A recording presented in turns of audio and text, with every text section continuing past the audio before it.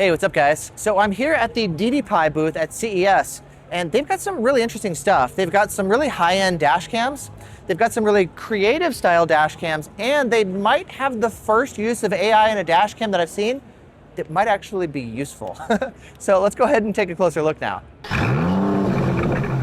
Now, to start off, I want to begin with some of their traditional dash cams, including the Z90 series and the Z60. And this is the Z90 Master. There's actually 3 different versions of the Z90, and this is going to be their top of the line one.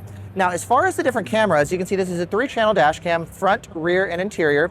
These 2 dash cams here, front and rear, are both 4K Sony Starvis 2 sensors with the IMX678. So 4K front and rear. With this dash cam, the interior one, this is going to be a 3K sensor. It's a little bit over 2K or so. It's not a great Sony sensor or anything, but it is going to be higher resolution. It's also available here with their optional LTE module to give you the cloud connectivity. Now, inside the dash cam, it's got some memory built in, eMMC, in addition to having the microSD card slot here on the side. And the idea is normally all the videos are going to record to the microSD, but in case there's maybe like a collision detected or something like that, it'll start the emergency recording. It'll record that both to the microSD and to the eMMC. And in case maybe something ever happens to the microSD or maybe it gets corrupted or something, you've also got the built-in memory to serve as a backup. Now, in terms of the parking recording, let's go ahead and head into the settings now, and there's a couple different options. The way those are gonna work is we're gonna scroll over here to parking monitoring, and then we can choose what kind of modes we want to use here. Now, we've got a time-lapse recording here, so 1 FPS for both front and rear. You can see it says it's only 2-channel though, so the interior cam is not going to function for time-lapse. There's also going to be a collision detection mode, which is non-buffered. Basically, the dash cam is asleep, and then in case of an impact, it takes, they said, about 3 to 5 seconds or so to wake up and begin recording. And then lastly, you've got common recording, which is basically just continuous recording. It's at the full video quality, full resolution, full bit rate or anything, just like with driving recording, but you've got like your low voltage cutoffs and whatnot to make sure that you don't drain the car battery. Now, with the time lapse, this is kind of interesting because by default, it's gonna be doing your time lapse stuff, so your video only kind of sped up with no audio. But in case a collision is detected, it actually switch over to 30 FPS video, a lot like collision detection, and because it's recording the whole time, it's faster. Instead of taking 3 to 5 seconds like collision detection, where the dash cam is asleep, but it's drawing less power, right? With time-lapse, it's drawing more power because it's actively recording the whole time. But in case of a collision, it means that now the dash cam is going to switch over to regular video in about 1 second or so, as they said. And you've got the time-lapse footage itself as a backup to see kind of what happened before the impact too. Now, as far as the dash cam's resolution, we'll go over and check that out next. As I mentioned before, it's going to be 4K and 30 FPS with HDR here for both the front and rear cams. Now, if you go for the Z90 Pro, that's actually going to drop you down to 2K for the rear cam, and it's not going to be a Sony sensor. Additionally, they sell the base Z90, which is going to give you the same resolution as the Z90 Pro, but the front cam is no longer going to be that 4K Starvis 2 sensor, though it is still going to be another 4K sensor, 2K for the rear, and then 3K for the interior cam. And so personally, I think the Z90 Master would be the best of the bunch because you get 4K Starvis 2 front and rear. I wish that with the Pro it was like 2K Starvis 2 or something for the rear. That I think would make it more compelling than offering just some like, cheaper lower end sensor. Next, we've got the Z60 Pro, and this one is a lot like the Z90 series, but with a couple trade-offs. Number 1, the rear cam is going to drop from 2K to 1080p. It's also going to be an analog camera, not a digital one like all the others. Then for the interior cam, this is going to drop from 3K to 2K, but perhaps more importantly, there's no longer an infrared LED here inside, which means that at night, it's not going to be able to light up the inside of the cabin the way that you can with the Z90 series. Now, luckily though, you can take the 3K cam that we just looked at on the Z90 and actually plug it into the Z60 as well. They are interchangeable with the 2K or 3K ones. I personally would go for the 3K just to get the interior LEDs so that at night it can light up the cabin when there's no street lights or cars or anything. That is a very important feature. Additionally, with the eMMC, that built-in memory that goes into the dash cams, you're gonna get 32 gigs here on the Z60 series, while the Z90 is gonna give you either 64 or 128 if you go for the Z90 Master. And then of course, all the different dash cams are gonna give you the microSD card slot, which you can plug in to give you up to 512 gigs of recording. Now, you remember how I mentioned that the interior cams for the Z60 and Z90 are actually interchangeable? Well, these are not really 3-channel dash cams. They're really 2-channel dash cams, front and rear, with a third totally standalone and independent interior cam that connects wirelessly here to the main camera using a technology that they call Pyink. And to understand why they did that, let me first show you exactly how this works here in the first place. So taking a closer look here at the Z90 Master, the way this works is these are going to be your 2-channel front and rear cams, And there's only 2 cables here plugged into the side of the front cam. If you take a look, this cable right here is going to be for the rear cam to plug in. This is going to be the power cable from the hardwire cable. This cable here for the interior cam is actually a second power cable for the hardwire cable, because this is a totally standalone dash cam. It's not actually wired to the front camera. In fact, if we take a closer look at it and if we unplug the power cable here from here, there's actually a microSD card slot here on this camera. And you can see I can pull it out here like this. And so this system actually has 2 different microSD card slots. One here for the interior cam, and then a second one right over here for the front cam. This is effectively a totally standalone camera. And then there's a button over here on this side, you can see that says Pyink, which is gonna be repairing this dash cam with the front one.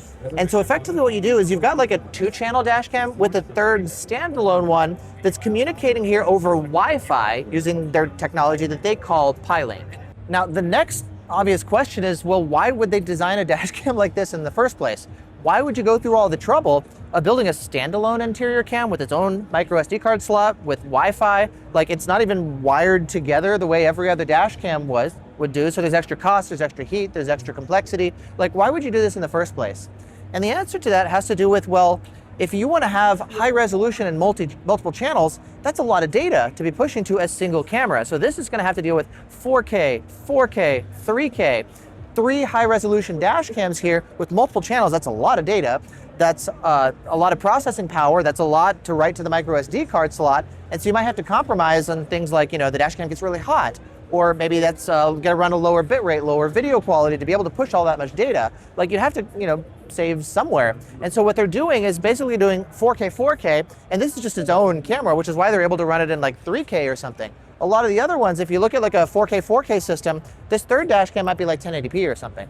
And that, because this is running standalone, that's how they're able to do 4K, 4K, and not 1080p and not 2K, but actually going up to 3K. And so that's kind of why they're running this more independently, more standalone, because it's not putting the extra processing and load and everything here on the main primary camera. Next, I want to take a look at some of the more compact 2-channel dash cams, the N5 Duo and N5 Pro. And we'll begin here first with the N5 Duo. So this is going to be a 2-channel dash cam, 4K and 1080p. It's going to be a more affordable one, and so it's not going to be using the latest Sony sensors. They are going to be kind of like lower end tech, which is how they're getting the more affordable price point. In terms of the design, it's kind of a smaller dash cam. There's no LCD screen on the back or anything. It's got 64 gigs of eMMC built in, and then you've also got the microSD card slot here for up to 512 gigs. Now, you can get it with their optional LTE module for cloud connectivity, as well as with their optional radar module that I've got here. Now, this is designed to install on the windshield like this and monitor both front and the rear. It transmits K-band, 24 gigahertz. And the idea is it's going to be monitoring for any cars that are getting closer to your vehicle, and as they approach, this radar is going to sense it, and it's going to wake up the dash cam to begin recording, hopefully before the car hits your car. And so it's going to take about 3 seconds or so. When it starts detecting the other cars, it can detect about 3 meters away. As it approaches, 3 seconds, the dash cam wakes up, and then hopefully it takes a little bit longer for the car in case they hit your car for like a hit and run or something. It'll wake up before any impacts occur, so you can record not only after the impact, but also before as well by adding the radar module. Now, I do wonder, because it can transmit out the rear as well, you're going to have other stuff in the car blocking some of the signal. You've got your headrests, your rear seats and stuff, and so it may not work out the back as well, but it is designed to monitor vehicles back behind you as well, not just out of the front like we see with a lot of other radar transmitters. Next, we'll take a look at the N5 Pro, and it's very similar to the N5 Duo. It's a 2-channel dash cam, but you can see the color of the ring here is a little bit different. It's going to be kind of this like bronzish color, but really the main difference is going to be the rear cam. Instead of an analog 1080p cam, we now have a digital 2K cam. Now, there's none of the Pyink stuff here or anything. It is wired directly here to the front cam. However, this is a little bit different than other dash cams here too. The idea is it's connected here over USB. There's no microSD card slot in here or anything, but there is its own processor. And so all the processing for the rear cam is done in the rear cam, and then the data is sent over for storage here into the front cam. Now, another fun fact is we've got a USB cable here. This is a digital dash cam instead of an analog one. But the protocol here, they're actually using Ethernet, believe it or not, just like we use for networking and stuff. So the protocol for data communication is actually Ethernet, but they're just using the pins here inside of the USB cable for the data communication. And then as far as the whole setup here, you can see that we've got this one here set up with front and rear, as well as the radar front and rear and their optional LTE module here for the cloud connectivity. Now, one of the new things that they're developing here is they actually have a new fisheye cam like this. That's going to be one of the third add-on cams that you can connect here to like a Z60 or a Z90. And it looks like this. Now, this is actually just a prototype that they're showing here. It's basically a 2K dash cam with a fisheye lens that's going to be recording in all 360 degrees here like this. And you can have it installed either on the dash pointing up, so you can record like the sky and then all the way around like this. I'll show you a couple different ways to view the image in a second.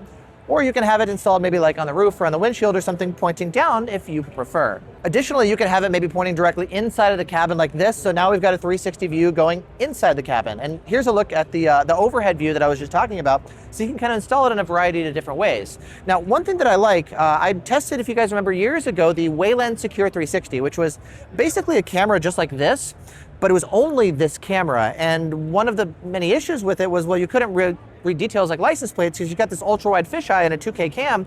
You can't see stuff far away. It's designed to record everything at the cost of stuff farther away. With this one, because it's plugged into the front cam, this is going to be handling all the license plate capture and stuff.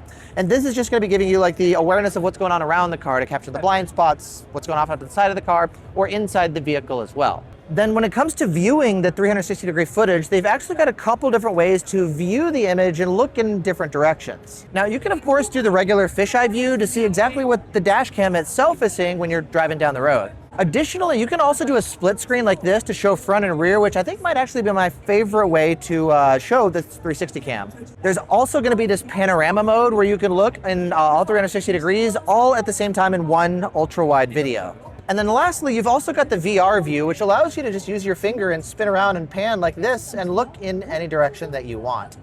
Now, taking a closer look here at this interior cam, it's actually installed on a hinge like this, so you can point it in different directions. Additionally, there's a USB cable here, though this is, in this case, just used for power. If we unplug it here, as you can see, there's a microSD card slot right there for all the data, though in this case, there's also eMMC built in as well. So it's currently recording to the built-in memory here in the dash cam, and not reliant on the microSD, which is kind of cool. Now, something else to note is in the future, they are planning on releasing some models that are going to be able to do a wired interior cam, and when that happens in the future, this one is going to be able to plug in and connect directly to the other dash cams with a wired connection, as opposed to the current models, which are going to be using the Pyink for the wireless connectivity. Now, this interior cam is actually just a prototype, but they said that the final version should be available for sale in about 4 months or so something to look forward to. Now, the last thing I want to talk about is actually some of the AI features that are built into the dash cam, which adds some cool additional functionality. Now, the first AI feature can be useful during parking mode, where the dash cam can recognize if maybe there's a pet or a baby that got left in the car. If it senses that, it can actually send you a notification via the LTE module to let you know over the cloud that, hey, you left something important in the car. And besides pets or people, it could also be things like backpacks, purses, cameras, or other important devices, or even things like maybe you left your window open in your car. It can tell you that too. Additionally, the AI can also monitor in case maybe there's like a suspicious person that approaches your car while you're parked and send you a notification about that over the cloud as well. And I like their approach here a little bit better than what I've seen from 70mi, because what they're doing for their AI monitoring and parking mode is they're basically using it to see whether or not they're going to trigger the recording feature. But that AI analysis can actually take a while, so you may actually miss while something like this is happening around your car before the AI says, hey, I want to start recording. In this case, it's using all the normal recording stuff, collision detection or continuous recording or something, and only using the AI to determine whether or not to send you a notification. So either way, you're still going to get the video recorded, unlike what I see with like the 70mi. So I think this approach is a little bit better for like simpler parking recording triggering, but using the AI just for the cloud notifications. And the last AI feature is basically a search tool to let you go and find any important videos saved on the Dashcam. And to do this, we'll go ahead and just go into the album here. It's connected right now to the Dashcam directly. And then we're gonna go in, you can see all the videos that it's just kind of been recording here at the show. Now, there's a search tool up here at the top where we can search for different things. So if I try maybe, for example, airplane, they've got some videos already preloaded here for the demo, but it's basically just gonna go in and search for the different video files on the Dashcam that have an airplane in them. And as you can see, it pops up all the different clips that maybe have like an airplane in the video. And if we just tap on one of these, you can actually see the airplane flying across like this that it found using the search tool. Now, this isn't perfect. This is, again, just a demo that they've got here for the show. For example, I tried searching for other things like, let's go back. I tried searching for like a car crash, right? I just typed in crash. And this, it didn't actually find any videos that, I guess they didn't preload anything that has a crash. And if we maybe watch one of these videos, it's just a video of cars driving down the street. So again, the AI search is not perfect. It's still under development, but it is kind of a cool idea as far as making it easier to find a relevant clip. Additionally, the way you access the video files is different than what you might expect. Now, I was thinking maybe you'd have to take all the video clips here on the Dashcam and like download them over here to the iPad in order to search, which would be very time consuming just to go find whatever clip that you want. But instead, what it's doing, it's actually directly connecting over USB from the tablet straight here to the Dashcam, and then just accessing all the video files on the Dashcam itself. Now, remember how I mentioned that the hardwire cable here for the Dashcam is not just one cable, but two? Because they've got the whole Pyink system, and so one of the cables actually works to power the other Dashcam. Well, this cable can also be used to not only power the tablet, but also connect the front Dashcam here to the tablet itself. And so it can access all the video files on the Dashcam via USB without having to first download everything to the iPad, to the tablet here to do your search. Now, as far as this app here, again, this is under development here just for the show. They're running here on an Android tablet, but they said they're also planning on developing an iOS version of this app as well. And as for a fun fact, I asked them where did the name DDPAI come from? And they said that in Mandarin, Din Din Pai means watch, watch, capture. And so Din Din Pai, or in English, DDPAI. So that's actually where the name here for the company comes from. So as you can see, they've got some pretty interesting stuff here at the show. They've got some dash cams with some high-end sensors and high-end specs. There's some room for improvement, but they've got some cool stuff with like LTE modules and radar modules for parking recording. They've got some creative dash cams with like the fisheye stuff, luckily in addition to the standard dash cam. So the standard one does all the license plate stuff. The fisheye kind of gives you the additional coverage. There's some AI that might be more than just marketing buzzwords and hype and might actually be useful depending on how it's implemented. So I think this is actually pretty cool to see here from DDPAI. And if you'd like more information here about any of the different dash cams or the different features that we talked about, I'll have a bunch of links down in the video description so you can learn more about their different dash cams or different accessories, etc. And if you've enjoyed this video, well, make sure you subscribe and hit the notification bell so you can get notified as I continue posting more and more videos here throughout CES. Thanks so much for watching. Hope you guys are doing well, and I'll see you in the next one. Bye.